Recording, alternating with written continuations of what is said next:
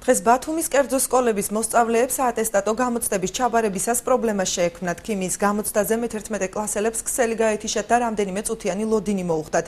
ბათუმის ზოგად საგანმანათლებლო სკოლა ნიკეს დირექტორი აცხადებს, რომ ხარვეს საგამოცდო პროცესის ჩაშლა ან რაიმე სახის პრობლემები არ გამოუწვევია და ამ დროისათვის გამოცდის ჩაბარება ყველა მოსწავლემ მოახერხა. აჭარის რესურს ცენტრში აცხადებენ, რომ შეფერხების გამოწვევის სავარაუდო მიზეზი ინტერნეტ პროვაიდერია, თუმცა ამ დროისთვის ხარვეზი გამოსწორებულია. მისი გამოწვევი მიზეზების დასადგენად კი განათლების სამინისტროში მუშაობა უკვე დაწყებულია.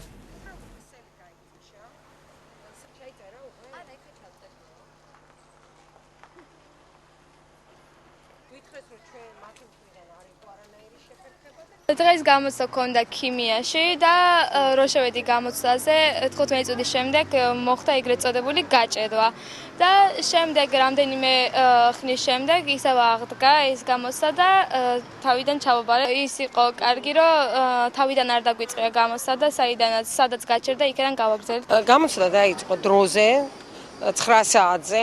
9 ნახევარზე მეთვალყურეებმა შეამოწმეს სისტემა, ყველაფერი იყო გამართული. პირველი 2 მოსწავლეც შევიდა დროულად და რამდენიმე წუთის შემდეგ, 15-20 წუთის შემდეგ მოხდა შეფერხება.